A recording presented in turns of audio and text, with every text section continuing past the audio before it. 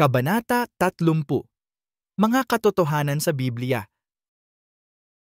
Tulungan ka naming magkaroon ng pangunahing pag-unawa sa mga pangunahing katotohanan sa pananampalatayang Kristiyano upang makabuo ka ng matatag na pundasyon. 30.1. Kasalanan.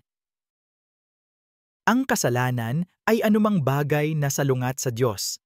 Kaya ito ay gumagawa at kahit na nag-iisip ng anumang bagay na hindi perpekto at banal. Bawat isa sa atin ay makasalanan. Ito ay nasa ating kalikasan. Walang kasalanan na mas dakila kaysa sa iba sa mata ng Diyos. Ang kasalanan ay kasalanan. Ang kasalanan ang naghihiwalay sa atin sa Diyos at humahadlang sa atin na mamuhay kasama niya sa langit. Minsan, makikita mo ang ating makasalanang kalikasan na tinutukoy sa Biblia bilang laman o makalaman dahil ang kasalanan ang gustong gawin ng ating katawan. Gayunpaman, mabuting balita, inalagaan ng Diyos ang ating problema sa kasalanan sa pamamagitan ng pagpapadala kay Jesus upang mamatay para sa ating mga kasalanan. Ito ang gustong gawin ng ating makasalanang kalikasan, kasamaan. Ang makasalanang kalikasan ay gustong gumawa ng masama. Kapag sinusunod mo ang mga pagnanasa ng iyong makasalanang kalikasan, ang mga resulta ay napakalinaw: sexual na imoralidad, karumihan, mahalay na kasiyahan, idolatriya, pangkukulam, puot, awayan, paninibugho, pagputok ng galit, makasariling ambisyon, pagtatalo, pagkakabahabahagi, inggit, paglalasing, ligaw. Mga partido at iba pang mga kasalanan tulad nito. Hayaang sabihin ko sa iyo muli, gaya ng ginawa ko noon, na ang sinumang nabubuhay sa gayong uri ng buhay ay hindi magmamana ng kaharian ng Diyos. Galatia 5:17, 19 hanggang 21 bagong buhay na pagsasalin. Una ang tukso, pagkatapos ay pagnanasa at pagnanais para sa kung ano ang tinutukso sa atin, at pagkatapos ay ang kasalanan ay ipinaglihi. Ngunit ang bawat isa ay natutukso kapag siya ay hinihila ng kanyang sariling pagnanasa at naakit. Pagkatapos ang pagnanasa, kapag ito ay naglihi, ay nagdadala ng kasalanan. Ang kasalanan, kapag ito ay ganap na, ay nagbubunga ng kamatayan.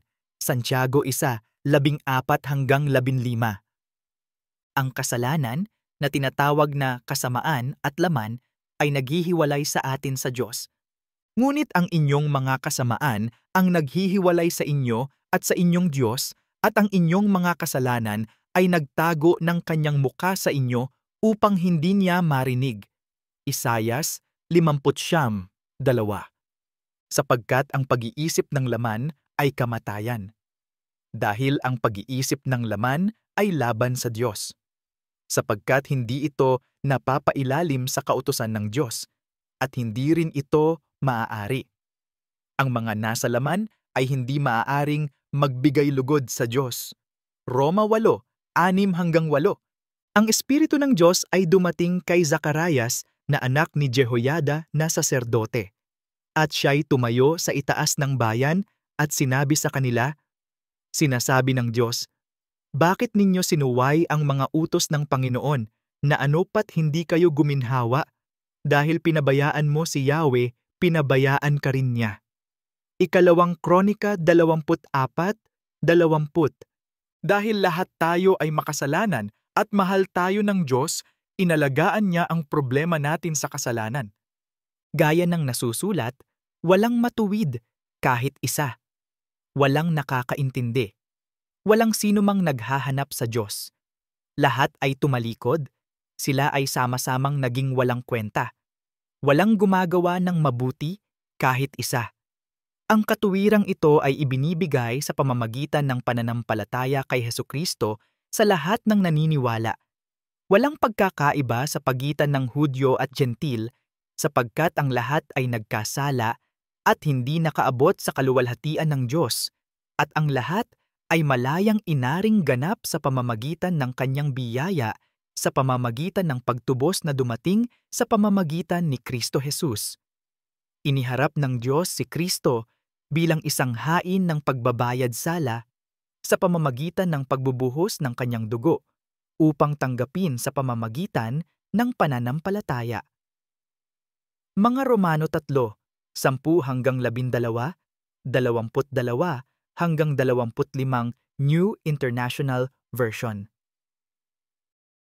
30.2 Pag-ibig ng Diyos. 30.2.1 Pag-ibig. Pag-ibig ang pangunahing tema ng buong Biblia. Ang pag-ibig ang dahilan at motibasyon sa likod ng mga aksyon ng Diyos. Hindi kailangang likhain ng Diyos ang sinuman sa atin. Siya ay perpekto at hindi nangangailangan sa amin para sa pagsasama. Nilikha niya tayo dahil gusto niya. Ito ay kanyang kasiyahan. Pagkatapos niyang likhain si Adan, ipinahayag niya na ito ay napakabuti. Partikular na nilikha ka ng Diyos dahil binigyan siya ng kasiyahang gawin iyon. Mahal na mahal ka niya. Maging ang galit ng Diyos ay nagmumula sa pag-ibig. Para sa isang bata, ang disiplina ay tila bunga ng galit. Ngunit sa isang magulang, ang pagdidisiplina ay ginagawa dahil sa pagmamahal. Nais ng mga magulang ang pinakamahusay para sa kanilang mga anak at nais silang ilayo sila sa panganib o sakit. Ito ay pareho sa Diyos. Gusto niya ang pinakamahusay para sa atin. Alam niya na ang isang makasalanang buhay ay hindi magiging katuparan at hahantong sa lahat ng uri ng kawalan ng pag-asa. Sa simula, bago pa man nilikha ng Diyos si Adan o sino man sa atin, alam na ng Diyos na tayo ay magkakasala. Ang plano ng Diyos na tubusin tayo mula sa kasalanan ay ang pinakahuling patotoo ng kanyang pag-ibig.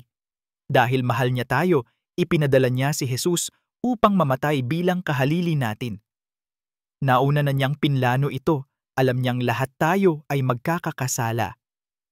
Ang pag-ibig ng Diyos ay hindi maihahambing sa kung paano natin nalalaman ang pag-ibig. Inilalagay namin ang lahat ng uri ng mga kondisyon sa pag-ibig. Karaniwan nating inaasahan ang pag-ibig bilang kapalit. Pinipigilan din natin ang pagmamahal sa mga taong hinahamak natin. Hindi ito ang kaso ng Diyos. Ang Diyos ay perpektong pag-ibig na ganap na walang kondisyon. Ang uri ng pag-ibig ng Diyos ay sakripisyo, hindi puno ng takot, hindi nangangailangan ng anumang kapalit at walang anumang laban sa iyo. Ito ang uri ng pag-ibig na binanggit ni Jesus tungkol sa ating sinisikap. Kapag nagbabasa ka ng Biblia, basahin ito na alam na ang lahat ay nagmumula sa isang lugar ng perpekto at banal na pag-ibig. Ang Diyos ay perpektong pag-ibig. Alam natin at naniwala tayo sa pag-ibig ng Diyos sa atin.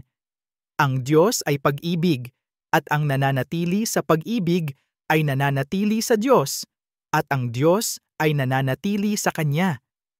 Sa ganito, ang pag-ibig ay ginawang sakdal sa gitna natin, upang tayo ay magkaroon ng katapangan sa araw ng paghuhukom, sapagkat kung ano siya, ay gayon din tayo sa sanglibutang ito. Walang takot sa pag-ibig. Ngunit ang sakdal na pag-ibig ay nagpapalayas ng takot sapagkat ang takot ay may kaparusahan. Siya na natatakot ay hindi ginawang perpekto sa pag-ibig. Mahal natin siya dahil una niyang minahal tayo. Unang Juan 4:16-19. Ipinakita ng Diyos ang kanyang pagmamahal sa iyo sa pamamagitan ng pagpapadala kay Jesus upang mamatay para sa iyong mga kasalanan upang magkaroon ka ng buhay na walang hanggan. Sa talatang ito, alam mo na ang kaisa-isang anak ng Diyos ay si Jesus, sapagkat gayon na lamang ang pag-ibig ng Diyos sa sanlibutan na ibinigay niya ang kanyang kaisa-isang anak upang ang sinumang sumampalataya sa kanya ay hindi mapahamak, kundi magkaroon ng buhay na walang hanggan. Juan 3:16. Ipinakita ng Diyos na mahal niya tayo nang walang pasubali sa pamamagitan ng pagpapadala kay Hesukristo upang mamatay para sa atin noong tayo ay makasalanan pa.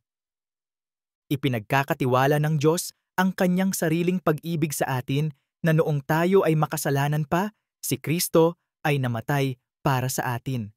Roma 5:8. Ibinahagi ni Pablo na apostol ang kahulugan ng Diyos sa pag-ibig sa mga talatang ito. Ang pag-ibig ay matiyaga at mabait. Ang pag-ibig ay hindi inggit. Ang pag-ibig ay hindi nagyayabang, hindi nagmamalaki, hindi kumikilos ng hindi nararapat, hindi naghahangad ng sarili nitong paraan, hindi nagagalit, hindi isinasaalang-alang ang kasamaan, hindi nagagalak sa kalikuan, kundi nagagalak sa katotohanan. Tinitiis ang lahat ng bagay, pinaniniwalaan ang lahat ng bagay, inaasahan ang lahat ng bagay, at tinitiis ang lahat ng bagay. Ngunit ngayon ang pananampalataya, pag-asa at pag-ibig ay nananatili, ang tatlong ito. Ang pinakadakila sa mga ito ay ang pag-ibig. Unang Korinto 13:4-7, 13. 30.2.2 Ang Ebanghelyo. Ang Ebanghelyo, ang mabuting balita o kaligtasan ay tumutukoy sa gawaing ginawa ni Jesus para iligtas tayong mga makasalanan. Dahil ang problema natin sa kasalanan ay nagpapanatili sa atin na hiwalay sa Diyos, gumawa ang Diyos ng paraan para tayo ay maligtas at mamuhay kasama niya sa walang hanggan. Alalahanin na ang kaparusahan sa kasalanan ay kamatayan at isang sakdal na hain lamang ang makapagtutubo sa kasalanan. Kaya ipinadala ng Diyos ang kaniyang anak na si Jesus mula sa langit pababa sa lupa upang mamuhay bilang isang sakdal at walang kasalanan na tao. Pagkatapos si Jesus ay ipinako sa krus at namatay para sa ating mga kasalanan. Ang mabuting balita ay hindi nanatiling patay si Jesus. Siya ay bumangon mula sa libingan at ngayon ay naghahari sa langit. Kung pinili mong maniwala, ang magandang balita ay naligtas ka. Binubuo ng kasulatang ito ang ginawa ni Jesus para sa iyo upang iligtas ang iyong kaluluwa. Isa ito sa mga pinakasiniping kasulatan sa Biblia. Ang tanging anak ng Diyos ay si Jesus, sapagkat gayon na lamang ang pag-ibig ng Diyos sa sanlibutan na ibinigay niya ang kanyang kaisa-isang anak upang ang sinumang sumampalataya sa kanya ay hindi mapahamak, kundi magkaroon ng buhay na walang hanggan.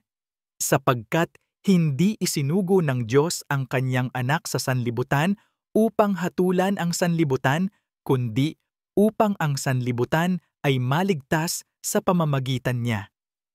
Juan 3:16-17. Tinawag ni Apostol Pablo ang ginawa ni Jesus para sa atin na mabuting balita. Ngayoy ipinahahayag ko sa inyo mga kapatid, ang mabuting balita na aking ipinangaral sa inyo, na tinanggap naman ninyo, na dooy naninindigan naman kayo, sapagkat ibinigay ko sa inyo una sa lahat ang aking tinanggap naman, na si Kristo ay namatay dahil sa ating mga kasalanan ayon sa mga kasulatan, na siya'y inilibing, na siya'y muling nabuhay sa ikatlong araw ayon sa mga kasulatan, at siya'y napakita kay Cefas, pagkatapos ay sa 12. Pagkatapos ay nagpakita siya sa mahigit 500 kapatid ng sabay-sabay. Nakaramihan sa kanila ay nananatili hanggang ngayon, ngunit ang ilan ay natutulog na rin. Nang magkagayoy napakita siya kay Santiago, at pagkatapos sa lahat ng mga apostol, at pinakahuli sa lahat, na gaya ng sa batang ipinanganak sa maling panahon, ay napakita rin siya sa akin. Unang Korinto 15:1-3-8. Sinabi ng alagad ni Jesus na si Lucas na siya ay isang saksi sa mabuting balita. Talagang ginawa ni Jesus ang sinabi niyang gagawin niya. Ang salita na kaniyang ipinadala sa mga anak ni Israel na nangangaral ng mabuting balita ng kapayapaan sa pamamagitan ni Hesukristo, siya ang Panginoon ng lahat, si Jesus na taga Nazaret. kung paanong pinahiran siya ng Diyos ng Espiritu Santo at ng kapangyarihan, na lumilibot na gumagawa ng mabuti at nagpapagaling sa lahat, na pinahirapan ng dyablo, sapagkat kasama niya ang Diyos. Kami ay mga saksi sa lahat ng kaniyang ginawa sa lupain ng mga Hudyo at sa Jerusalem, na pinatay din nila, ibinitin siya sa isang puno, ibinangon siya ng Diyos sa ikatlong araw, at ibinigay siya upang mahayag, hindi sa lahat ng mga tao, kundi sa mga saksi na pinili ng una ng Diyos, sa amin, na kumain at uminom na kasama niya pagkatapos niyang mabuhay mula sa mga patay. Iniutos niya sa amin na mangaral sa mga tao at magpatotoo na ito ang itinalaga ng Diyos bilang hukom ng mga buhay at ng mga patay. Gawa 10, 36, 38 hanggang 42. 30.2.3 Grace. Nakukuha ni Grace ang isang bagay na hindi natin karapat-dapat. Ito ay isang pagpapala sa halip na isang parusa. Hindi tayo karapat-dapat na mabuhay sa langit dahil tayo ay makasalanan. Sa halip, karapat-dapat tayo sa kamatayan at impyerno. Tayo ay naligtas at mabubuhay kasama ng Diyos sa langit sa pamamagitan ng biyaya ng Diyos. Ito ay hindi isang bagay na maaari nating makamit, magtrabaho, magsumikap o kumita. Ang biyaya ay kaloob ng Diyos. Si Jesus lamang ang nararapat na mabuhay sa langit dahil siya ay perpekto at banal. Sa biyaya, tinatrato tayo ng Diyos sa paraang nararapat na tratuhin si Jesus. Dahil tayo ay makasalanan, ang nararapat sa atin ay kamatayan. Sapagkat ang kabayaran ng kasalanan ay kamatayan, ngunit ang libreng kaloob ng Diyos ay buhay na walang hanggan kay Kristo Jesus na ating Panginoon. Mga Romano 6:23. Naligtas tayo sa biyaya ng Diyos dahil mayaman siya sa awa.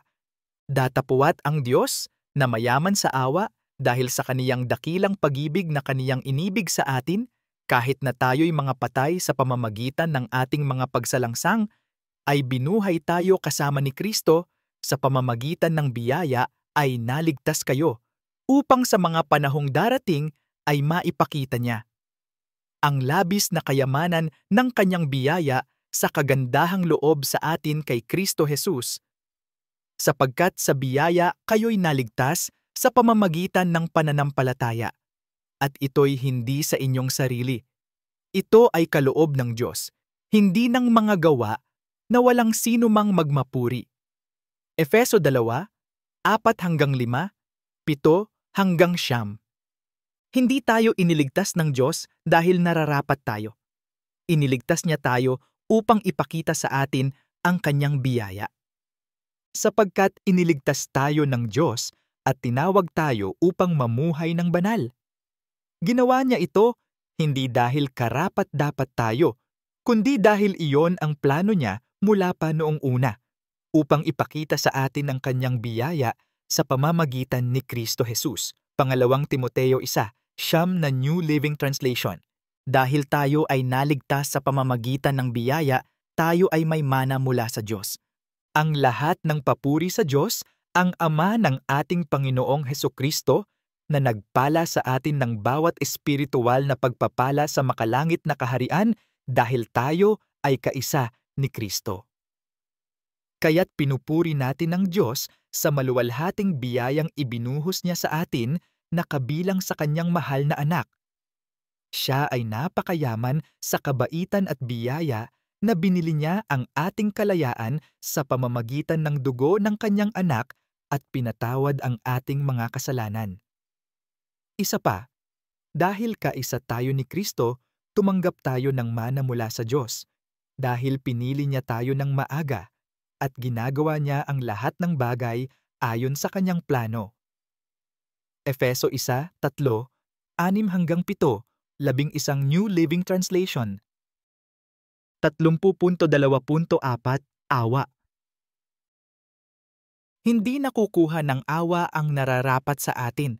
Ito ay tulad ng isang get-out-of-jail-free card. May pananagutan tayo sa Diyos na lumikha sa atin. Sinabi niya na ang kaparusahan sa kasalanan ay kamatayan. Natutunan na natin na ang bawat isa sa atin ay makasalanan. Kaya bawat isa sa atin ay karapat-dapat na mamatay at magpalipas ng walang hanggan sa impyerno. Ipinakikita ng Diyos ang kanyang awa sa pamamagitan ng pagliligtas sa atin mula sa tiyak na kamatayang ito. Pinarusahan ng Diyos ang kanyang anak na si Jesus para sa ating mga kasalanan sa halip na parusahan tayo. Bawat isa sa atin ay kailangang magpasiya kung tatanggapin ang kanyang awa o hindi. Sana ay piliin mong maniwala sa gawaing ginawa ni Jesus para iligtas ka.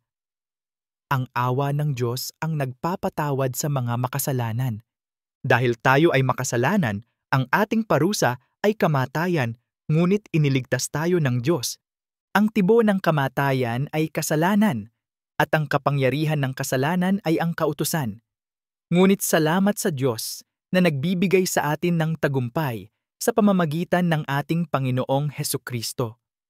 Unang Korinto 15:56-57.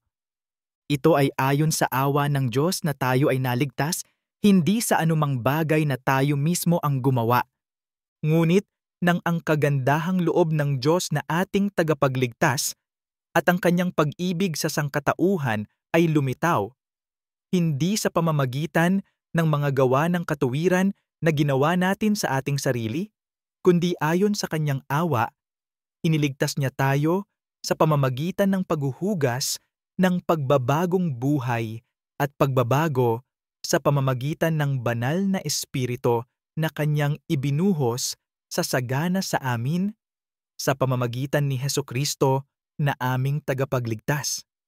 Tito 3:4-6.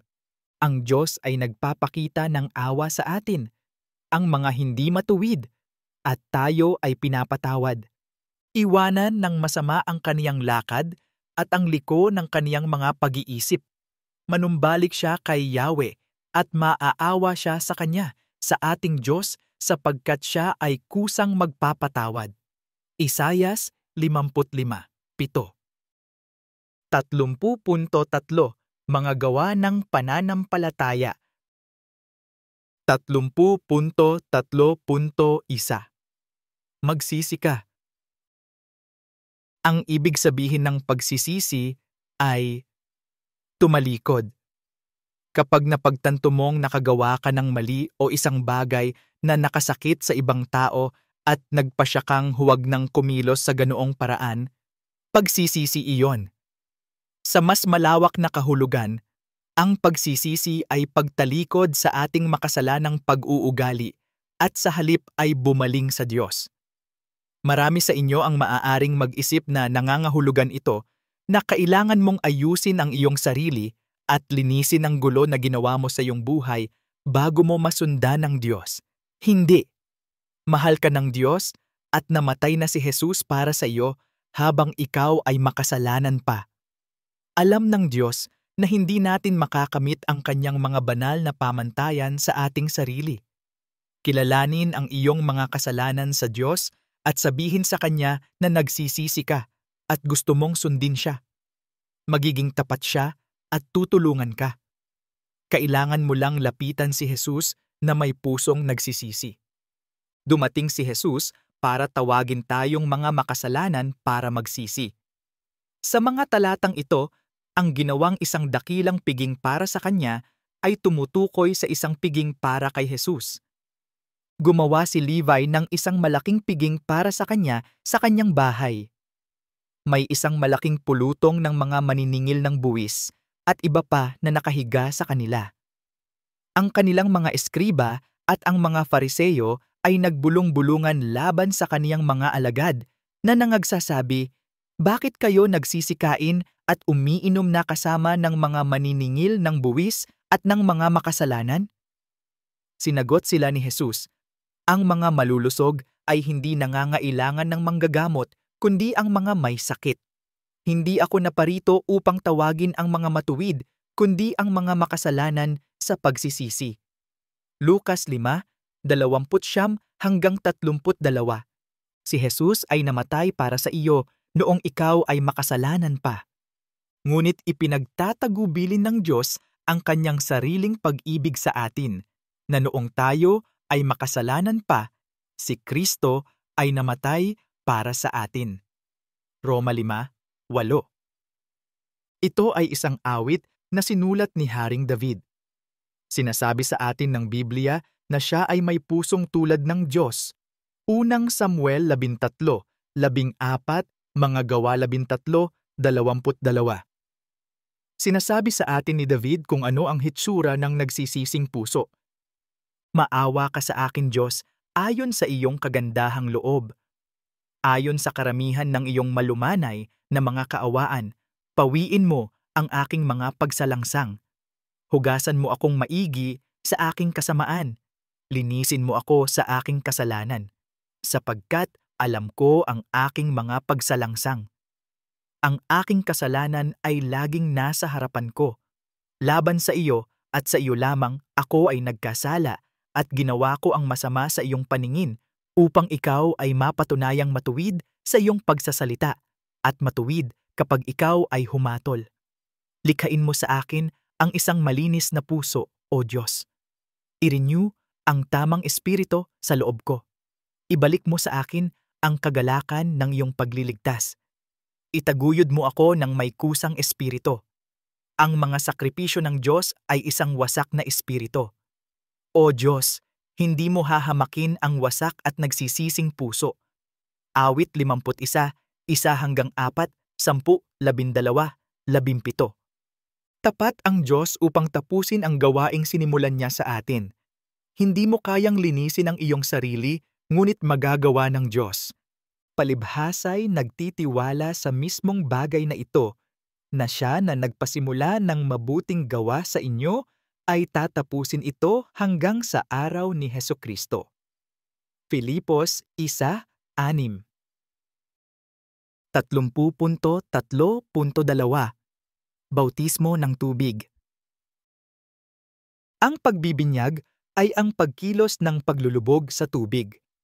Ito ang simbolikong gawa ng pagiging malinis sa iyong mga kasalanan. Karaniwan itong ginagawa sa pamamagitan ng paghuhugas ng tubig, paglubog sa tubig, o pagwiwisik ng tubig. Ito ay hindi isang kilos na kailangan mong gawin para maligtas. Ito ay nagpapakita lamang at ipinagdiriwang ang iyong pananampalataya. Si Jesus ay bininyagan upang ipakita ang kanyang pagkakaisa sa Diyos. Mapapansin mo sa banal na kasulatan na hindi kailanman binautismuhan ni Jesus ang sinuman. Kung kailangan iyan ng pagkaligtas, hindi mo ba iniisip na iyon lang ang ginawa ni Jesus sa panahon ng kanyang ministeryo? Ikaw ay naligtas sa pamamagitan ng biyaya lamang, hindi sa pamamagitan ng anumang bagay na iyong ginagawa.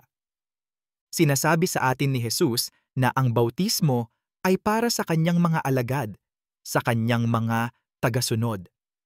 Lumapit sa kanila si Jesus at nagsalita sa kanila na nagsasabi, "Ibinigay na sa akin ang lahat ng kapamahalaan sa langit at sa lupa. Humayo kayo at gawin ninyong mga alagad ang lahat ng mga bansa, na bautismuhan sila sa pangalan ng Ama at ng Anak at ng Espiritu Santo." Mateo 28:18-19. Si Jesus ay bininyagan ni Juan Bautista upang ipakita ang kanyang pagkakaisa sa Diyos. Nalaman din natin dito na ang bautismo ay para ipakita na nagsisi ka sa iyong mga kasalanan at bumaling sa Diyos upang mapatawad. Ang mensaherong ito ay si Juan Bautista. Siya ay nasa ilang at nangaral na ang mga tao ay dapat magpabinyag upang ipakita na sila ay nagsisi sa kanilang mga kasalanan at bumaling sa Diyos upang mapatawad. Ipinahayag ni Juan, "May darating na lalong dakila kaysa sa akin, na higit na dakila anupat hindi ako karapat-dapat na yumuko na parang alipin at kalasin ang mga tali ng kanyang mga sandalyas. Binibinyagan kita sa tubig, ngunit babautismuhan kaniya sa banal na espiritu." Isang araw, dumating si Jesus mula sa Nazaret ng Galilea at binautismuhan siya ni Juan sa ilog Jordan. Sa pag-ahon ni Jesus mula sa tubig, nakita niya ang langit na nahati at ang banal na espiritu ay bumaba sa kanya tulad ng isang kalapati. At isang tinig mula sa langit ang nagsabi, "Ikaw ang aking minamahal na anak at ikaw ay nagbibigay sa akin ng malaking kagalakan." Marcos 1:4-7 New Living Translation. Si Pedro, isang disipulo ni Jesus, ay nagsasabi sa atin na ang bautismo ay isang tugon sa Diyos pagkatapos niya tayong patawarin sa ating mga kasalanan dahil doon tayo magkakaroon ng malinis na budhi. At ang tubig na iyon ay isang larawan ng bautismo, na ngayon ay nagliligtas sa iyo, hindi sa pamamagitan ng pag-alis ng dumi sa iyong katawan, kundi bilang tugon sa Diyos mula sa isang malinis na budhi. Ito ay mabisa dahil sa muling pagkabuhay ni Hesukristo. Unang Pedro 3:21 bagong buhay na salin. 30.3 Bautismo ng Espiritu Santo. Ito ang mangyayari pagkatapos mong maging isang mananampalataya. Ang banal na espiritu ay nabubuhay sa loob mo. Ang espiritu ng Diyos at ni Jesus ay nananahan sa loob mo. Ang banal na espiritu ay isang katulong at magbibigay sa iyo ng mga kasanayan na tinatawag na mga kaloob ng espiritu na tutulong sa iyo na umunlad at isulong ang kaharian ng Diyos sa lupa. Kailangan mo lang hilingin sa Kanya na ipakita ang mga kasanayang ito sa iyo at gagawin niya. Sa mga talatang ito, si Jesus ay nagsasalita tungkol sa bautismo ng banal na espiritu. Si Jesus ang nag-utos sa kanila. Ang unang aklat na isinulat ko, Theophilus, ay may kinalaman sa lahat ng sinimulang gawin at ituro ni Jesus. Palibhasa'y nagkakatipon sa kanila, ay iniutos niya sa kanila, "Huwag kayong umalis sa Jerusalem, kundi hintayin ninyo ang pangako ng Ama na inyong narinig sa akin. Sapagkat si Juan ay nagbautismo sa tubig, ngunit kayo ay babautismuhan sa banal na espiritu ilang araw mula ngayon. Tatanggap ka ng kapangyarihan kapag ang banal na espiritu ay dumating sa iyo. Kayo ay magiging mga saksi ko sa Jerusalem, sa buong Judea at Samaria at hanggang sa kahuli-hulihang bahagi ng lupa." Gawa ng 1:4-5. Kapag naglagay ka ng iyong pananampalataya kay Jesus, ikaw ay tinatakan ng kanyang banal na espiritu. At kayo rin ay kasama kay Kristo nang inyong marinig ang mensahe ng katotohanan, ang ebanghelyo ng inyong kaligtasan. Nang kayo'y magsisampalataya, kayo'y tinatakan sa Kaniya ng isang tatak, ang ipinangakong Espiritu Santo, na siyang deposito na tumitiyak sa ating mana hanggang sa pagtubos ng mga pag-aari ng Diyos sa ikapupuri ng Kaniyang kaluwalhatian. Efeso 1:13-14 na New International Version.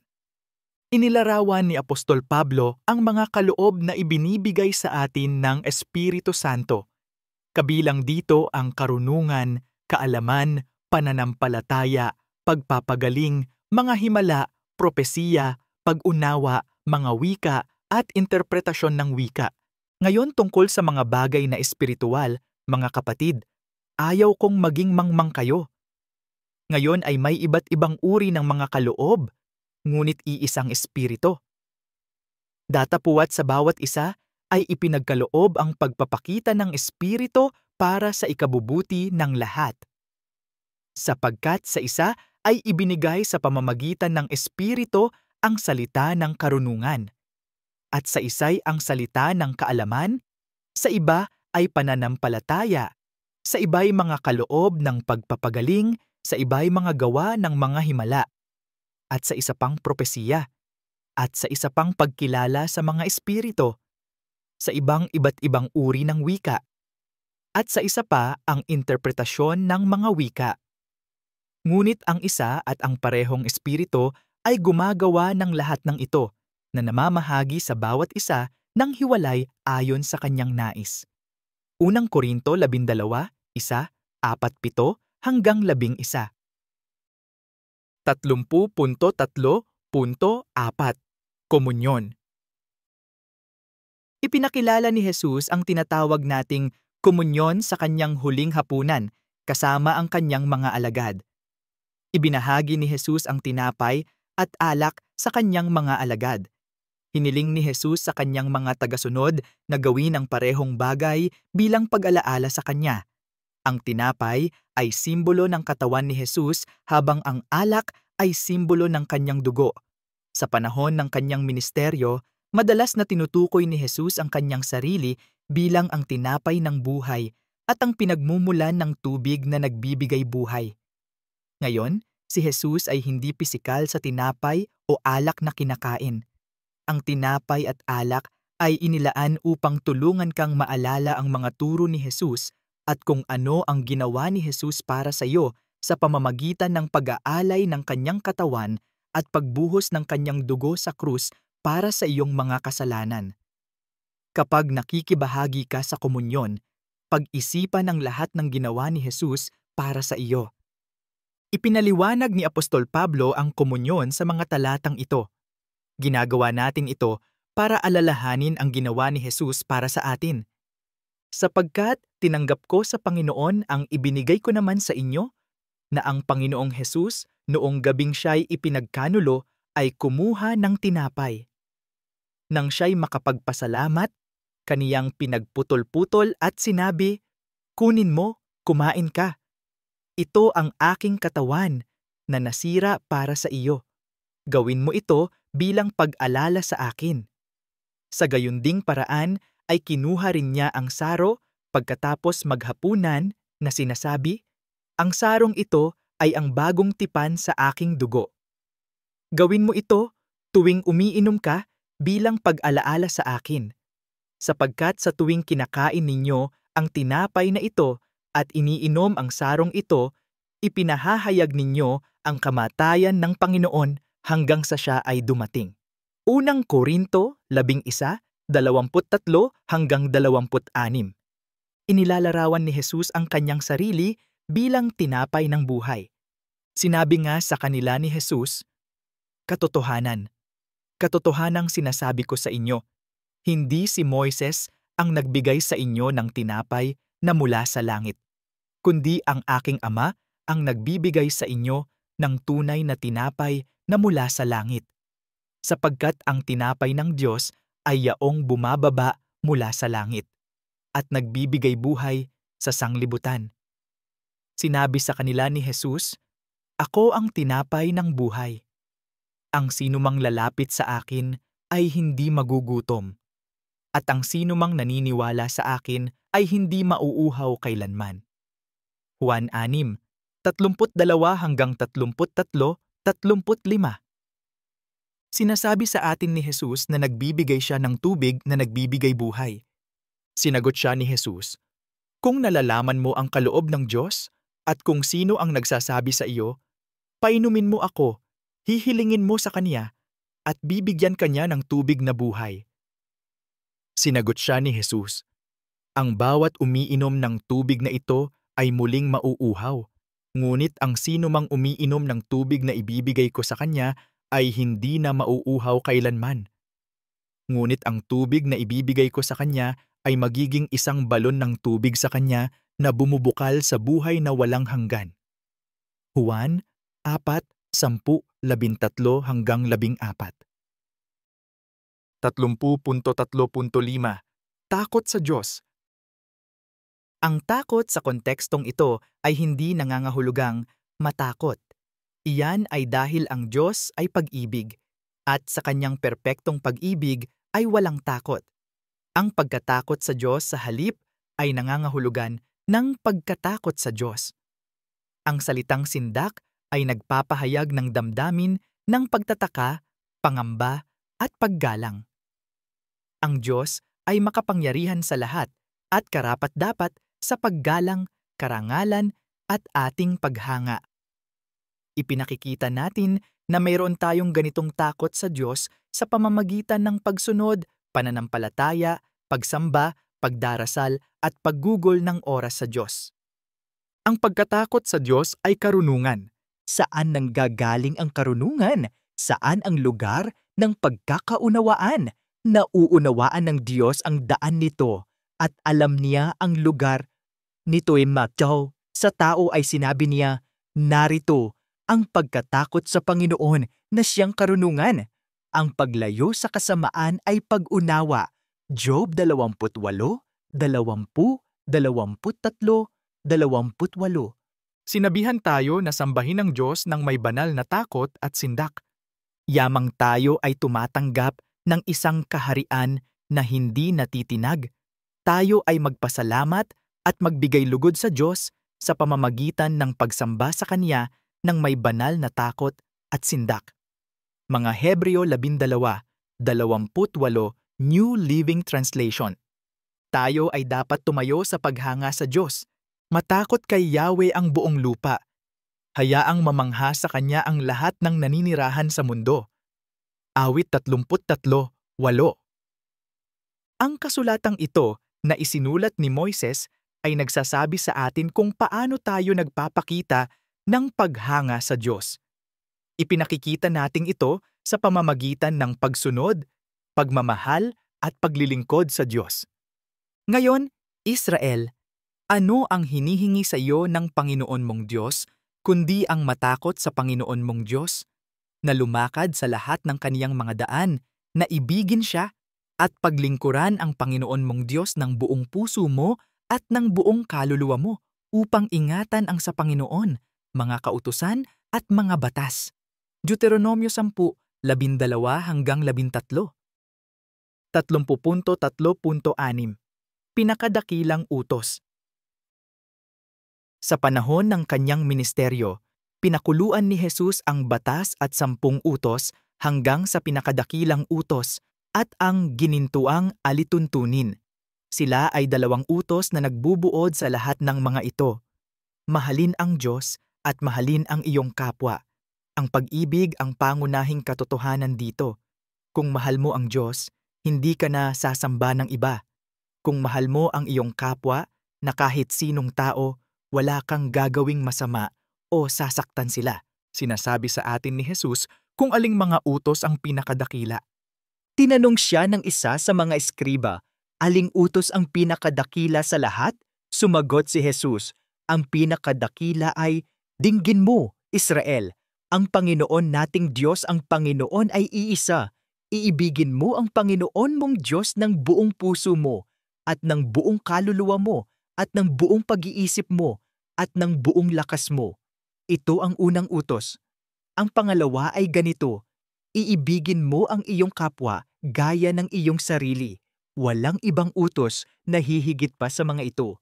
Marcos 12:28-31. Sa kasulatang ito, sinabi sa atin ni Jesus na tratuhin ang iba sa paraang nais nating tratuhin tayo. Kaya nga, anuman ang ibig ninyong gawin ng mga tao sa inyo, ay gawin din ninyo sa kanila, sapagkat ito ang kautusan at ang mga propeta. Mateo 7:12.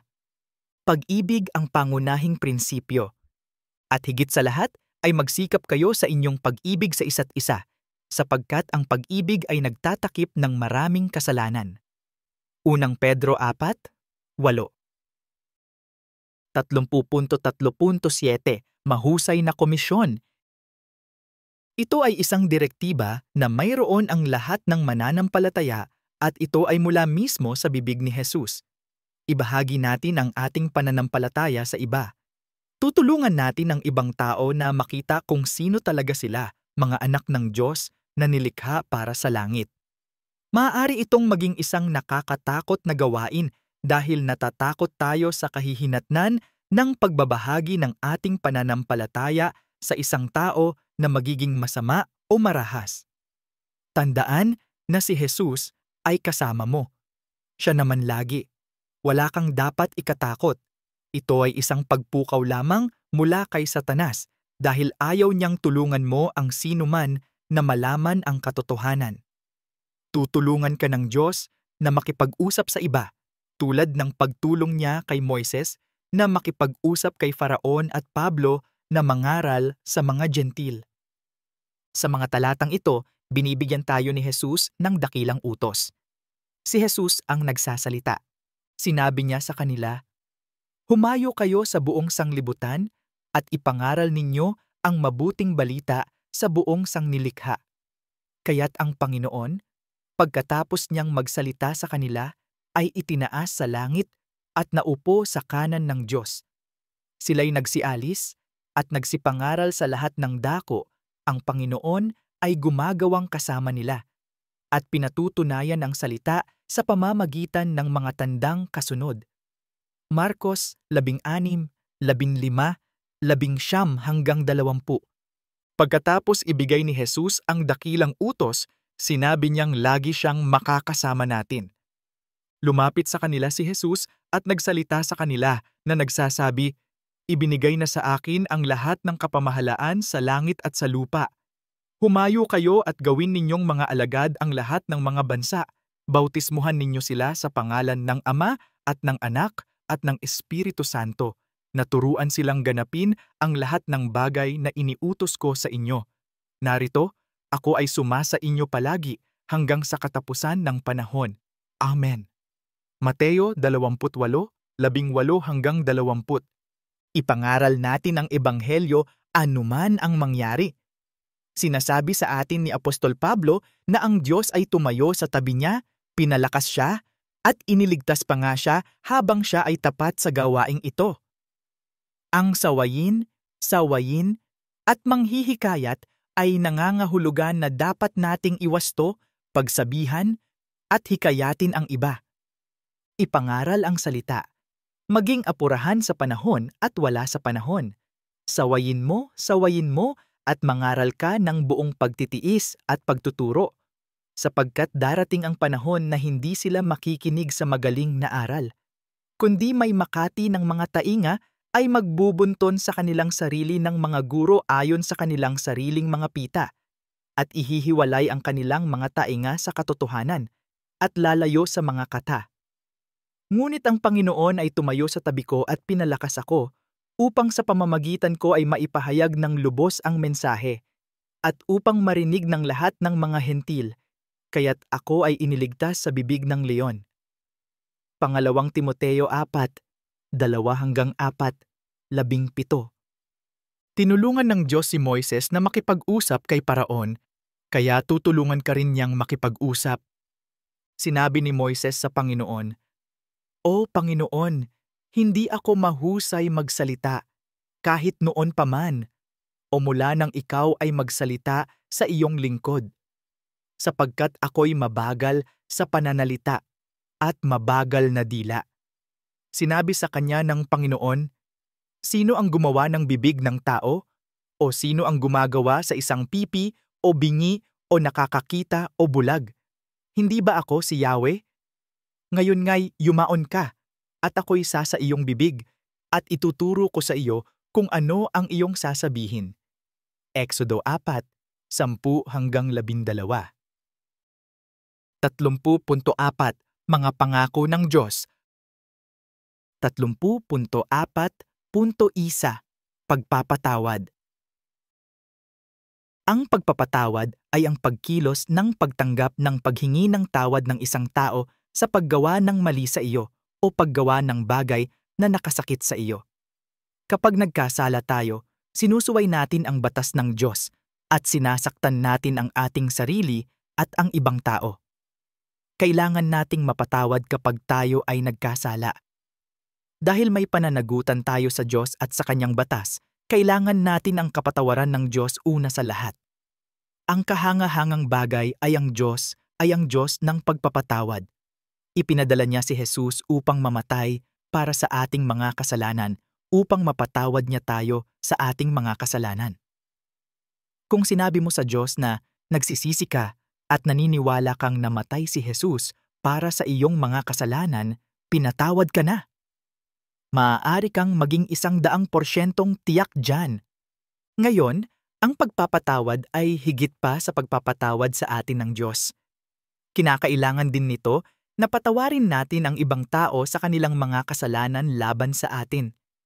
Ay, mahirap iyon dahil lahat tayo ay mahilig magtago ng sama ng loob.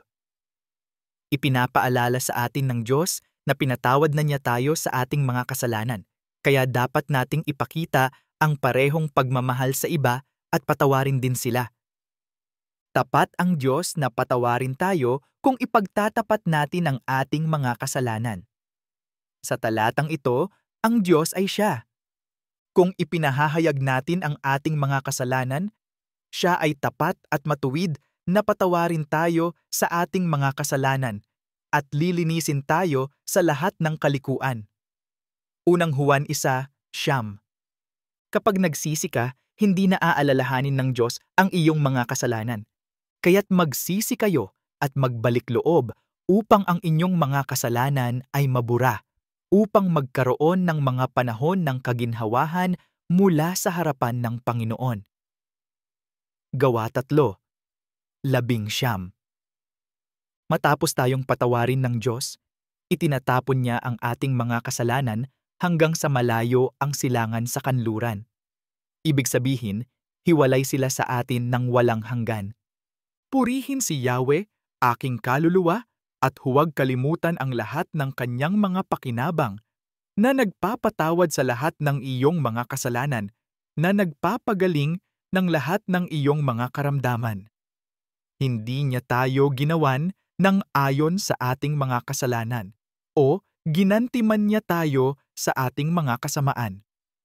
Sapagkat kung paanong ang langit ay mataas sa ibabaw ng lupa, gayon kalaki ang kaniyang kagandahang loob sa mga nangatatakot sa Kanya. Kung gaano kalayo ang silangan sa kanluran, gayon din niya inalis sa atin ang ating mga pagsalangsang. Awit 103, 2-3, 10-12. Dahil pinatawad tayo, dapat nating patawarin ang iba. At maging mabait kayo sa isa't isa, magiliw ang puso na mangagpatawad sa isa't isa kung paanong pinatawad din kayo ng Diyos kay Kristo. Efeso 4:32. 30.4.2 Born Again. Ang born again ay medyo kakaibang parirala, ngunit perpektong naglalarawan kung ano ang nangyayari sa mga tao kapag naniwala sila sa nagliligtas na biyaya ni Jesus.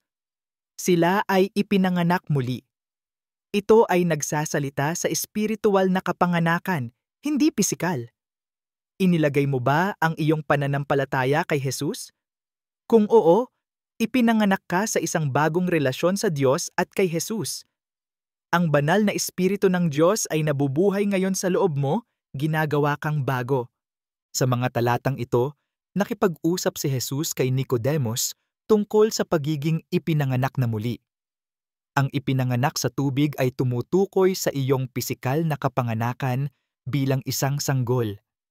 Ang ipinanganak sa espiritu ay kapag inilagay mo ang iyong pananampalataya kay Jesus at ang kanyang espiritu ay nabubuhay sa loob mo. Sumagot si Jesus at sinabi sa kanya, "Katotohanan, katotohanang sinasabi ko sa iyo, maliban na ang isang tao ay ipanganak na muli, ay hindi niya makikita ang kaharian ng Diyos."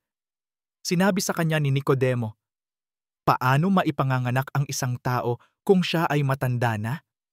Maaari ba siyang pumasok sa pangalawang pagkakataon sa sinapupunan ng kanyang ina at ipanganak?" Sumagot si Jesus, "Katotohanan, katotohanang sinasabi ko sa iyo, malibang ang isang tao ay ipanganak ng tubig at ng espiritu, hindi siya makapapasok sa kaharian ng Diyos. Ang ipinanganak ng laman ay laman, at ang ipinanganak ng espiritu ay espiritu."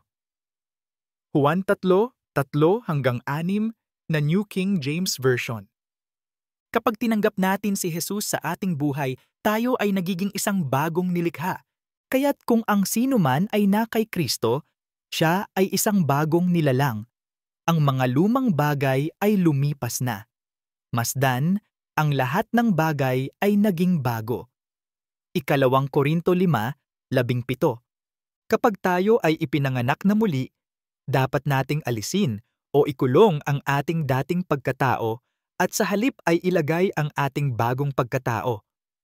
Datapuwat hindi ninyo natutuhan si Kristo sa ganyang paraan, kung siya nga'y narinig ninyo at tinuruan sa kaniya gaya ng katotohanan na kay Jesus na inyong alisin tungkol sa inyong dating paraan ng pamumuhay ang lumang tao na nagiging masama pagkatapos ng mga pita ng pagdaraya at kayo'y mangagbago sa diwa ng inyong pag-iisip at mangagbihis ng bagong pagkatao na sa wangis ng Diyos ay nilalang sa katuwiran at sa kabanalan ng katotohanan. Efeso 4:20-24. 30.4.3 Anak ng Diyos. Kapag pinili mong maniwala sa lahat ng ginawa ni Jesus para sa iyo, makukuha mo ang pinakadakilang mga regalo na maiisip. Ikaw ngayon ay anak ng Diyos. Kasama nito ang lahat ng mga pribilehiyong inaasahan mong maging sa pamilya ng Diyos. Ang una ay buhay na walang hanggan. Pangalawa, si Jesus ang hari ng mga hari. Dahil si Jesus ay isang hari, iyon ay ginagawang maharlika rin ang kanyang mga anak. Siya ay mamamahala sa buong lupa pagkatapos ng panahon ng kapighatian. Sinasabi sa atin ng Biblia na ang mga mananampalataya ay maghahari kasama niya sa lupa. Pangatlo, mabubuhay ka rin sa bahay ng Diyos, sa langit. Habang nabubuhay ka sa mundo, huwag kalimutan ang mahalagang katotohanan ito kung sino ka. Ito ang iyong tunay na pagkakakilanlan. Ang kaaway, si Satanas, ay hindi gustong malaman mo kung sino ka talaga at palagi kang binubulag dito. Nais ni Satanas na ilagay mo ang lahat ng iyong pananampalataya at pag-asa sa iyong pagkakakilanlan sa lupa. Ang iyong katawang lupa ay hindi kung sino ka. Ang iyong trabaho ay hindi kung sino ka. Ang iyong mga relasyon sa ibang tao ay hindi kung sino ka. Ang mga bagay na tinataglay mo ay hindi kung sino ka. Lahat ng mga bagay na iyon ay pansamantala lamang. Kung naniniwala ka kay Jesus, ikaw ay anak ng Diyos. Nasa iyo ang kapangyarihan ni Jesus na nabubuhay sa loob mo. Walang makakaalis niyan. Nagiging anak tayo ng Diyos sa pamamagitan ng paniniwala kay Jesus. Ang bawat isa na naniniwala na si Jesus, ang Kristo, ay naging anak ng Diyos. Ang ibig sabihin ng pag-ibig sa Diyos ay pagsunod sa kaniyang mga utos, at ang kaniyang mga utos ay hindi pabigat. Sapagkat tinatalo ng bawat anak ng Diyos ang masamang mundong ito at nakakamit natin ang tagumpay na ito sa pamamagitan ng ating pananampalataya. Unang Juan 5:1-3-4 na New Living Translation. Kapag naniniwala ka kay Jesus at naging anak ng Diyos, makukuha mo ang kapangyarihan ni Jesus na nabubuhay sa loob mo. At si Kristo ay nabubuhay sa loob mo, kaya kahit na ang iyong katawan ay mamatay dahil sa kasalanan, ang Espiritu ay nagbibigay buhay sa iyo dahil ikaw ay ginawang matuwid sa Diyos. Ang Espiritu ng Diyos na bumuhay kay Jesus mula sa mga patay ay nananahan sa iyo. At kung paanong binuhay ng Diyos si Kristo Jesus mula sa mga patay, bubuhayin din niya ang inyong mga mortal na katawan sa pamamagitan ng Espiritong ito na nananahan sa loob ninyo. Roma 8:10-11 New Living Translation. Ang mga anak ng Diyos ay magkakaroon ng buhay na walang hanggan. Sa talatang ito, ang kanyang biyaya ay biyaya ng Diyos. Dahil sa kanyang biyaya, ay idineklara niya tayong matuwid at binigyan tayo ng tiwala na magmamana tayo ng buhay na walang hanggan. Tito 3:7 New Living Translation. Walang sino man ang maaaring mag-alis ng buhay na walang hanggan mula sa isang anak ng Diyos. Si Jesus ang nagsasalita dito. Binibigyan ko sila ng buhay na walang hanggan. Hinding-hindi sila malilipol at walang aagaw sa kanila sa aking kamay. Ang aking Ama na nagbigay sa kanila sa akin ay higit sa lahat. Walang sino man ang makaagaw sa kanila sa kamay ng aking Ama. Juan 10:28-29. Ang mga anak ng Diyos ay mga tagapagmana sa pamamagitan ni Jesus. Sa mga talatang ito, ang espiritu ng kanyang anak ay ang Espiritu Santo ni Jesus.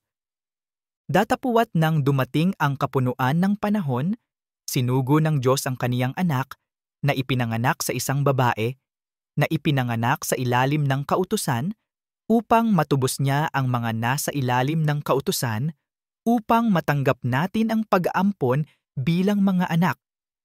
At dahil kayo ay mga anak, ipinadala ng Diyos ang Espiritu ng kanyang anak sa inyong mga puso na sumisigaw, Aba, Ama. Kaya hindi ka na alipin, kundi anak na.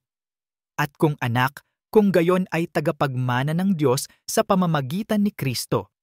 Galatia 4:4-7. Sa mga kasulatang ito, nalaman natin na ang mga anak ng Diyos ay magmamana ng lupa. Mapapalad ang maamo sapagkat mamanahin nila ang lupa. Mateo 5:5. Ngayon ay nakita ko ang isang bagong langit at isang bagong lupa, sapagkat ang unang langit at ang unang lupa ay lumipas na. Wala na ring dagat.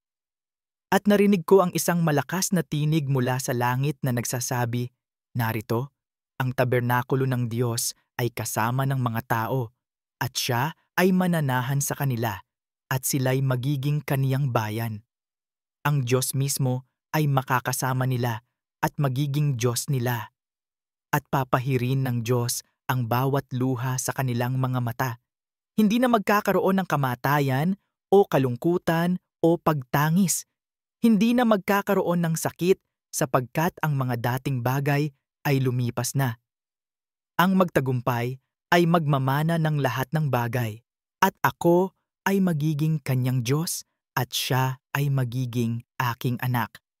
Apokalipsis 21:1-3-4, New King James Version.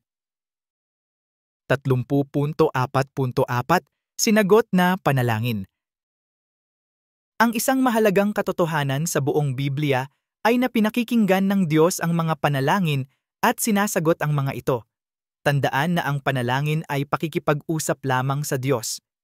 Naririnig ka niya kung nagsasalita ka ng tahimik sa Kanya sa iyong mga iniisip o kung nagsasalita ka ng malakas. Isa ito sa mga paraan para makapagtiwala ka na gagawin ng Diyos ang Kanyang ipinangako. Dahil ang Diyos ay naging tapat sa nakaraan sa pagsagot sa panalangin. Maging aliw sa pag-alam na pinakikinggan ka ng Diyos kapag nakikipag-usap ka sa Kanya. Kahit na hindi mo alam kung ano ang sasabihin, ang banal na Espiritu ay nananalangin para sa iyo, para sa iyo. Dinirinig ng Diyos ang ating mga panalangin. Si Yahweh ay malayo sa masama, ngunit dinirinig niya ang panalangin ng matuwid. Kawikaan 15:29. Sinasagot ng Diyos ang mga panalangin. Sa talatang ito, si Jesus ang nagsasalita. Lahat ng bagay, anuman ang hilingin mo sa panalangin, sa paniniwala, ay matatanggap mo. Mateo 21:22. Narito ang isang halimbawa ng nasagot na panalangin. Si Juan Bautista ay isang sagot sa panalangin ng kanyang ama. Isang anghel ng Panginoon ang nagpakita sa kanya, nakatayo sa kanang bahagi ng altar ng insenso. Si Zacarias ay nabagabag nang makita niya siya at natakot siya. Ngunit sinabi sa kanya ng anghel, Huwag kang matakot, Zacarias, sapagkat dininig ang iyong kahilingan. Ang iyong asawa, si Elizabeth, ay manganganak sa iyo ng isang anak na lalaki, at tatawagin mo ang kanyang pangalang Juan. Lucas 1:11-13. Ang banal na Espiritu ng Diyos ay nananalangin para sa iyo. Sa mga talatang ito, ang paggawa ng pamamagitan ay nangangahulugan ng pagdarasal. Tinutulungan din ng Espiritu ang ating mga kahinaan sapagkat hindi natin alam kung paano manalangin ayon sa nararapat. Ngunit ang Espiritu mismo ay namamagitan para sa atin na may mga daing na hindi mabigkas. Siya na sumisiyasat sa mga puso ay nakakaalam kung ano ang nasa isip ng Espiritu sapagkat siya ay namamagitan para sa mga banal ayon sa Diyos. Roma 8:26 hanggang 27. 30.4.5 Patnubay. Isa sa mga pangako ng Diyos na masusumpungan sa Biblia ay ang pangako niyang akayin ka at gagabay sa iyo. Hindi kanya pababayaan o pababayaan. Nasa isip ng Diyos ang pinakamahusay para sa iyo. Nilikha kanya ng natatangi at para sa isang tiyak na layunin.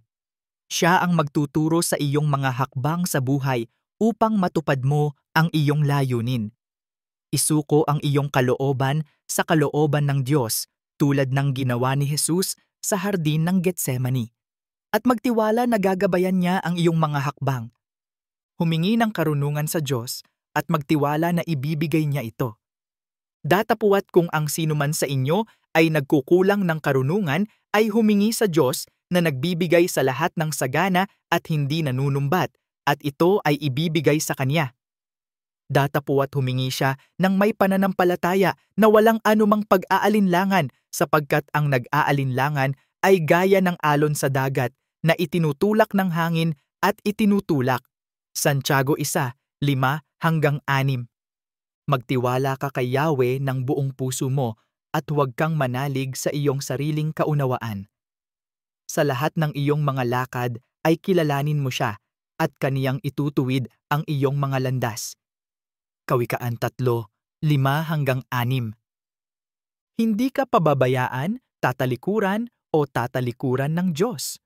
Tandaan na ang Yahweh ay isa pang pangalan ng Diyos.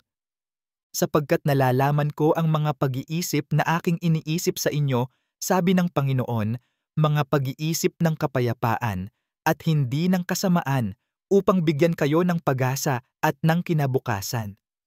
Jeremias 20:11. Pinlano ng Diyos ang iyong landas bago kanya nilikha. Ang mga hakbang ng tao ay itinatag ni Yahweh. Natutuwa siya sa kanyang paraan.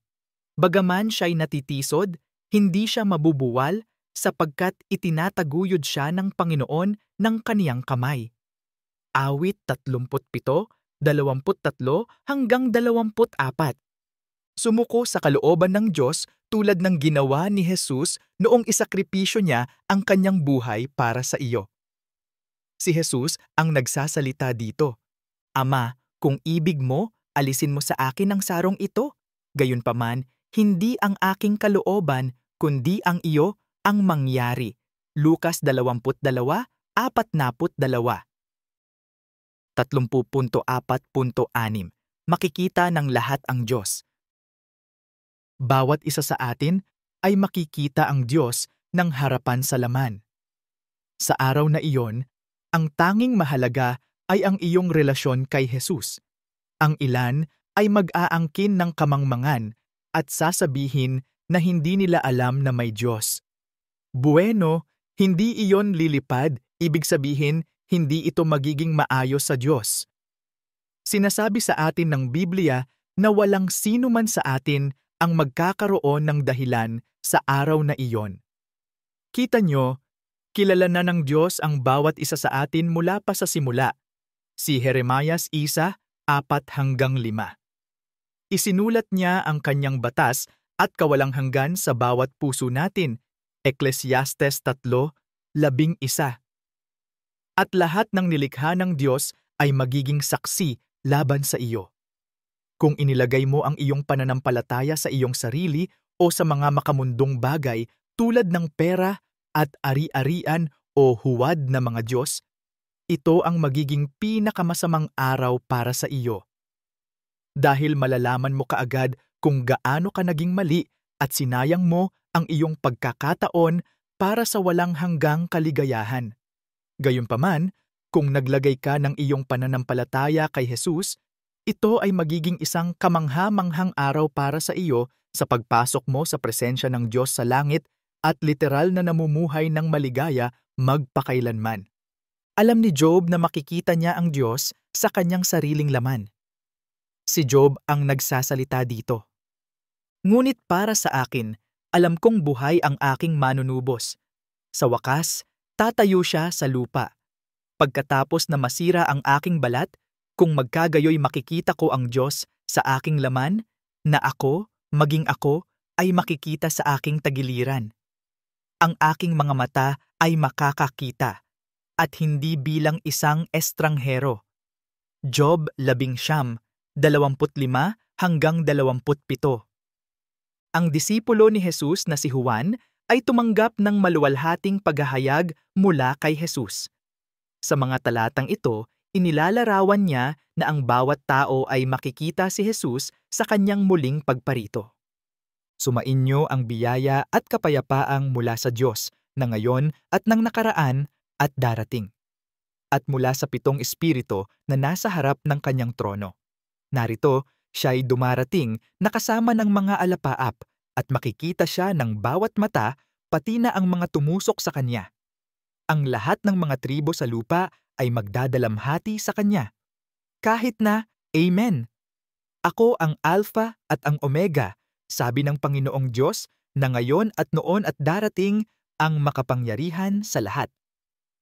Apokalipsis 1:4-7 hanggang 8.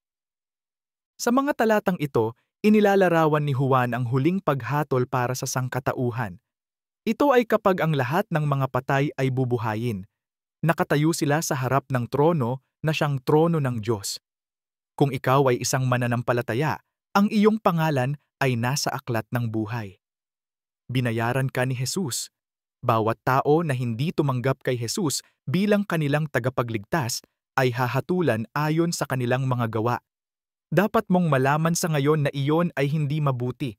Ang iyong mga gawa ay kailangang maging perpekto para ikaw ay maligtas at sila ay hindi. Si Jesus lamang ang perpekto, kaya't makikita mo sa mga talatang ito na ang mga hindi mananampalataya ay itinapon sa lawa ng apoy. Nakita ko ang mga patay, malalaki at maliliit na nakatayo sa harap ng trono at nagbukas sila ng mga aklat. Isa pang aklat ang binuksan na siyang aklat ng buhay. Ang mga patay ay hinatulan ayon sa mga bagay na nakasulat sa mga aklat, ayon sa kanilang mga gawa. Ibinigay ng dagat ang mga patay na nasa loob nito. Ibinigay ng kamatayan at ng Hades ang mga patay na nasa kanila. Hinatulan sila, bawat isa ayon sa kanyang mga gawa. Kung ang sino man ay hindi natagpo ang nakasulat sa aklat ng buhay, siya ay itinapon sa dagat-dagatang apoy. Apokalipsis 20, 12 hanggang 13, 15.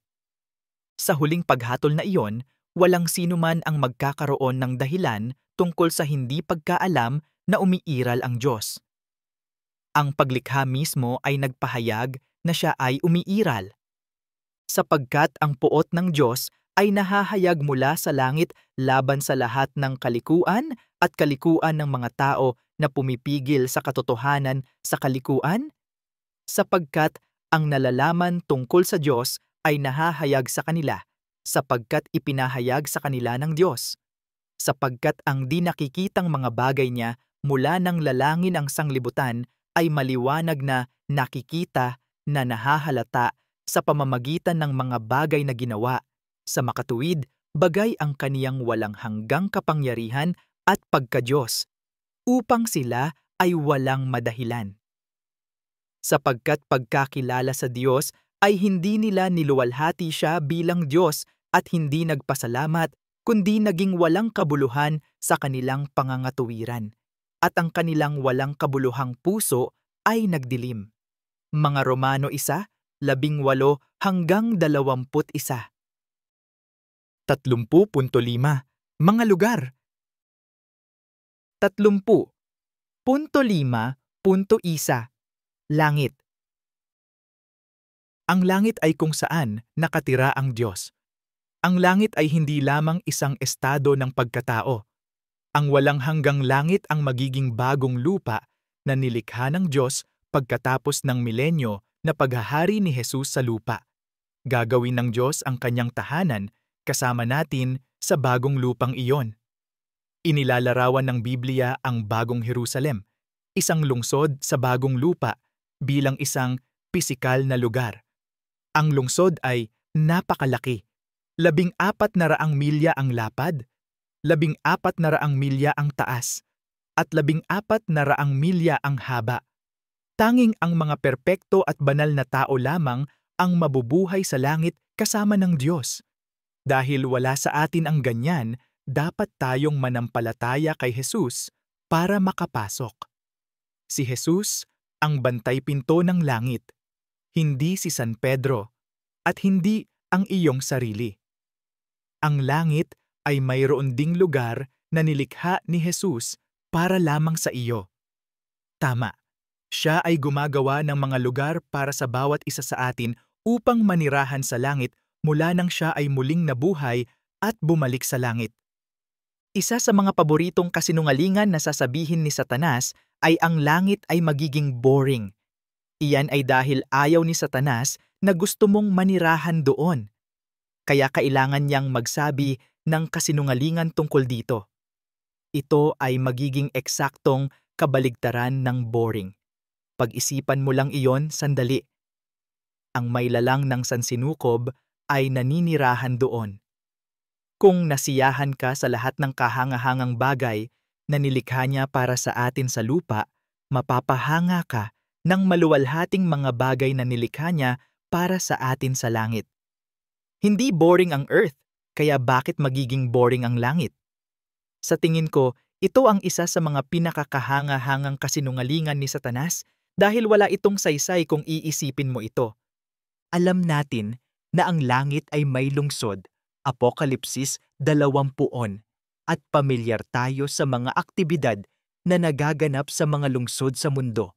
Alam din natin na ang langit ay may isang lugar na nilikha para lamang sa bawat isa sa atin, si Juan 14, 2-3. Apokalipsis 22, 2. Mga hayop, si Isaias 65, 25, at isang pagdiriwang ng kasal, Apokalipsis 11, 6-9. Alam din natin na maaari tayong kumita ng mga korona, Apokalipsis 3, 11, at kayamanan, Mateo 6, 19-21, sa langit. Sinasabi sa atin ng Biblia na ang langit ay literal na hindi mailalarawan. Higit pa ito sa anumang nakita o naiisip natin. Ang mga bagay na iyon ay tiyak na hindi nakakasawa sa akin. Ang pinaka-cool sa lahat ay makakasama natin ang Diyos. Maaari mo bang isipin iyon? Ang Diyos na lumikha sa atin, ang universo at lahat ng naririto ay mabubuhay kasama natin. Ang langit ay kung saan nakatira ang Diyos at nilikha niya ito. Sinabi ni Yahweh, "Ang langit ang aking trono at ang lupa ang aking tuntungan, sapagkat ginawa ng aking kamay ang lahat ng mga bagay na ito, at sa gayoy nangyari ang lahat ng mga bagay na ito." Isayas 66, 1-2. Gagawa ang Diyos ng bagong langit at bagong lupa. Ang Diyos ay mabubuhay kasama ng mga mananampalataya doon. Nakita ko ang isang bagong langit at isang bagong lupa, sapagkat ang unang langit at ang unang lupa ay lumipas na, at ang dagat ay wala na. Nakita ko ang banal na lungsod, ang bagong Jerusalem, na bumababa mula sa langit mula sa Diyos, na inihanda tulad ng isang kasintahang babae na ginayakan para sa kanyang asawa. Narinig ko ang isang malakas na tinig mula sa langit na nagsasabi, "Narito, ang tahanan ng Diyos ay kasama ng mga tao at siya ay mananahan sa kanila at sila ay magiging kanyang mga tao at ang Diyos mismo ay sasa kanila bilang kanilang Diyos." Apokalipsis 21, 1-3. Si Jesus ang bantay pinto ng langit. Si Jesus ang nagsasalita sa mga talatang ito. Siya ang pintuan ng mga tupa at ang mga mananampalataya ay ang kanyang mga tupa. Katiyakan, sinasabi ko sa inyo, ang hindi pumapasok sa pintuan sa kulungan ng mga tupa, ngunit umaakyat sa ibang daan, ay isang magnanakaw at magnanakaw. Ngunit ang pumapasok sa pintuan ay ang pastol ng mga tupa. Binubuksan siya ng bantay ng pintuang daan at ang mga tupa ay nakikinig sa kaniyang tinig. Tinatawag niya ang kanyang sariling mga tupa sa pangalan at inaakay sila palabas. Sinabi ni Jesus ang talinghagang ito sa kanila, ngunit hindi nila naunawaan ang sinasabi niya sa kanila. Muli ngang sinabi ni Jesus sa kanila, "Katotohanan, katotohanang sinasabi ko sa inyo, ako ang pintuan ng mga tupa. Kung ang sinuman ay pumasok sa pamamagitan ko, siya ay maliligtas, at papasok at lalabas, at makakasumpong ng pastulan." Juan 10, 1-3, 6-7, 9. Sinabi sa atin ni Jesus na kailangan nating pumasok sa langit gamit ang makipot na pintuan. Pumasok sa makipot na pintuan, sapagkat malapad ang pintuan at malapad ang daan na patungo sa kapahamakan at marami ang pumapasok doon. Sapagkat makipot ang pintuan at mahirap ang daan patungo sa buhay at kakaunti ang nakasusumpong nito. Mateo 7, 13-14 na New King James Version. Ang bagong Jerusalem ay isang lungsod sa langit. Ang mga lansangan nito ay gawa sa purong ginto. Inilarawan ito ng disipulo ni Jesus na si Juan para sa atin sa mga talatang ito. Dinala niya ako sa espiritu sa isang malaki at mataas na bundok, at ipinakita sa akin ang banal na lungsod, ang Jerusalem, na bumababa mula sa langit, mula sa Diyos, na taglay ang kaluwalhatian ng Diyos. Ang kanyang liwanag ay parang isang pinakamahalagang bato, na para bang ito ay isang batong jasper, malinaw na parang kristal.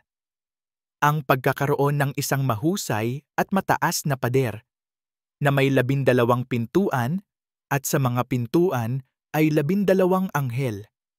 Ang lungsod ay parisukat, at ang haba nito ay kasing laki ng lapad nito. Sinukat niya ang lungsod ng tambo, 12,012 stadia. Ang pagkakagawa ng pader nito ay jasper. Ang lungsod ay purong ginto tulad ng dalisay na salamin. Ang mga pundasyon ng pader ng lungsod ay pinalamutian ng lahat ng uri ng mamahaling bato. Ang 12 pintuan ay 12 perlas. Ang bawat isa sa mga pintuan ay gawa sa isang perlas. Ang kalye ng lungsod ay purong ginto, tulad ng transparent na salamin. Apokalipsis 21, 10-12, 16, 18-19, 21. Hindi nakita ng ating mga mata ang mga bagay na inihanda ng Diyos para sa atin sa langit. Datapuat gaya ng nasusulat, mga bagay na hindi nakita ng mata at hindi narinig ng tainga, na hindi pumasok sa puso ng tao, ang mga bagay na ito ay inihanda ng Diyos sa mga umiibig sa Kaniya. Ngunit sa atin, inihayag sila ng Diyos sa pamamagitan ng Espiritu. Sapagkat sinisiyasat ng Espiritu ang lahat ng bagay, oo, ang malalalim na bagay ng Diyos. Unang Korinto 2:9-10. Si Jesus ay naghahanda ng isang lugar para sa bawat mananampalataya sa langit. Si Jesus ang nagsasalita sa mga talatang ito. Sa bahay ng aking ama ay maraming tahanan. Kung hindi, sinabi ko sa iyo, maghahanda ako ng lugar para sa iyo. Kung ako'y yumaon at ipaghanda kayo ng isang dako, ako'y muling paririto at kayo'y aking tatanggapin sa aking sarili, na kung nasaan ako, baka nandoon ka rin. Sinabi sa kanya ni Jesus, ako ang daan, ang katotohanan at ang buhay. Walang makakarating sa Ama maliban sa pamamagitan ko. Juan 14, 2-3, 6. Sa langit, wala nang kamatayan o kalungkutan o sakit. Siya ay tumutukoy sa Diyos. Papahirin niya lahat ng luha mo. Papahirin niya ang bawat luha sa kanilang mga mata. Wala na ang kamatayan, wala na rin ang pagdadalamhati o pag-iyak o sakit Anumang higit pa, ang mga unang bagay ay lumipas na. Apokalipsis 21:4. Sinabi sa atin ni Jesus na ang langit ay kung saan ang mga mananampalataya ay makakatagpo ng kapahingahan para sa kanilang mga kaluluwa. Lumapit sa akin, kayong lahat na nangapapagal at nangabibigatang lubha, at kayo'y aking bibigyan ng kapahingahan. Pasanin ninyo ang aking pamatok at matuto kayo sa akin, sapagkat ako ay maamo at mapagpakumbaba sa puso, at makakatagpo kayo ng kapahingahan para sa inyong mga kaluluwa. Mateo 11:28-29. 30.5.2 Impyerno. Ang impyerno ay ang lugar na nilikha ng Diyos para kay Satanas at sa iba pang nahulog na mga anghel na naghimagsik. Si Satanas ay hindi ang pinuno ng impyerno. Ang Diyos ang lumikha at tagapamahala ng impyerno at si Satanas ay magiging isang mananahan. Sa kasamaang palad, dito rin maninirahan ang sinumang hindi pipili na manirahan sa langit. Nakikita mo, bawat isa sa atin ay gugugol ng walang hanggan sa alinman sa langit o impyerno. Binibigyan ng Diyos ang bawat isa sa atin ng pagpili kung saan natin gustong pumunta. Kung ayaw mong magkaroon ng anumang bagay sa Diyos, hindi Kanya pipilitin.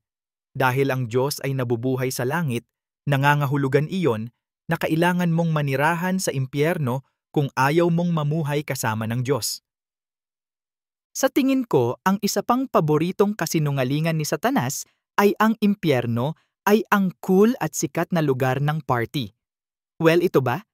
Sinasabi sa atin ng Biblia na ang impyerno ay isang lawa ng apoy, inihagis sa kadiliman, at kung saan ang mga tao ay walang katapusan na uhaw at nagngangalit ang kanilang mga ngipin sa pagdurusa.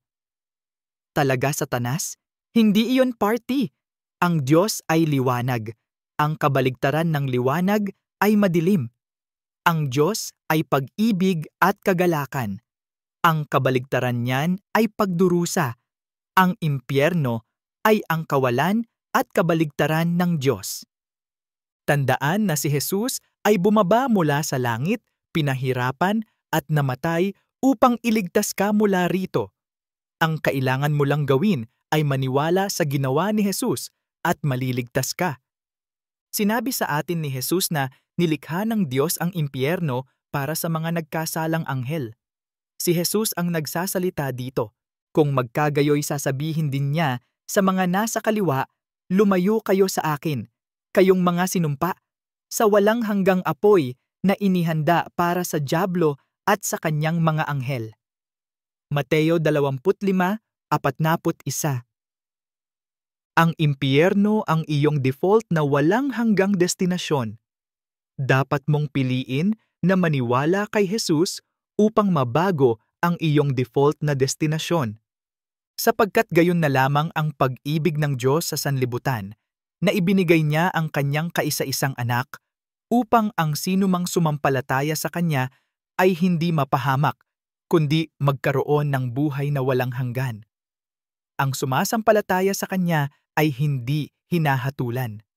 Ang hindi sumasampalataya ay hinatulan na, sapagkat hindi siya sumampalataya sa pangalan ng kaisa-isang anak ng Diyos. Ito ang paghatol na ang ilaw ay naparito sa sanglibutan at inibig ng mga tao ang kadiliman kaysa sa liwanag, sapagkat ang kanilang mga gawa ay masama. Ang sumasampalataya sa anak ay may buhay na walang hanggan, ngunit ang hindi sumunod sa anak ay hindi makakakita ng buhay, ngunit ang puot ng Diyos ay nananatili sa kanya. Juan 3:16, 18-19:36. Sinabi sa atin ni Jesus na ang daan patungo sa impyerno ay malawak. Makakapasok ka sa kaharian ng Diyos sa pamamagitan lamang ng makipot na pintuan. Malawak ang daan patungo sa impyerno at malawak ang tarangkahan nito para sa maraming pumipili sa daang iyon. Mateo 13 New Living Translation. Ang mga anghel ay nakakadena sa kadiliman sa impyerno, sapagkat kung hindi pinatawad ng Diyos ang mga anghel na nagkasala, ngunit itinapon sila sa impyerno at inihatid sila sa mga tanikala ng kadiliman. 2 Pedro 2:4 na New King James Version. Ang impyerno ay isang lawa ng apoy at asupre kung saan ang pagpapahirap ay nangyayari araw at gabi magpakailanman. Ang dyablo ay si Satanas at ang halimaw ay ang Antikristo. Ang dyablo na dumaya sa kanila ay itinapon sa dagat-dagatang apoy at asupre kung saan naroon din ang halimaw at ang bulaang propeta. Pahihirapan sila araw at gabi magpakailanman. Apokalipsis 20:10. Sa talinghagang ito, sinabi sa atin ni Jesus na ang impyerno ay isang lugar ng dalamhati. Sa Hades, itiningin niya ang kaniyang mga mata na nasa paghihirap at nakita si Abraham sa malayo at si Lazaro sa kaniyang sinapupunan. Siya ay sumigaw at nagsabi, "Amang Abraham, maawa ka sa akin at ipadala mo si Lazarus upang isawsaw niya ang dulo ng kaniyang daliri sa tubig at palamigin ang aking dila, sapagkat ako'y nagdurusa sa apoy na ito." Lucas 16:23-24. Sinabi ni Jesus na ang impyerno ay isang apoy na hindi namamatay. Kung ang iyong kamay ang nagiging sanhi ng iyong pagkakasala, putulin mo ito. Mas mabuti pa sa iyo ang pumasok sa buhay na baldado kaysa may 2 kamay na mapunta sa impyerno, sa apoy na hindi mapapatay kailanman, kung saan ang kanilang uod ay hindi namamatay at ang apoy ay hindi namamatay. Marcos 43-44 na New King James Version. Walang pahinga sa impyerno. Sa talatang ito, ang halimaw ay ang Antikristo. Ang usok ng kanilang pagdurusa ay tumataas magpakailanman. Wala silang kapahingahan araw at gabi, ang mga sumasamba sa hayop at sa kanyang larawan, at sino mang tumatanggap ng tanda ng kanyang pangalan. Apokalipsis 14:11. Sinabi ni Jesus na mayroong matinding kalungkutan at labis na sakit na ang mga tao ay nagngangalit sa impyerno. Magkakaroon ng pagtangis at pagngangalit ng mga ngipin kapag nakita ninyo si Abraham, Isaac, Jacob at lahat ng mga propeta sa kaharian ng Diyos at kayo ay itinapon sa labas. Lucas 13:28.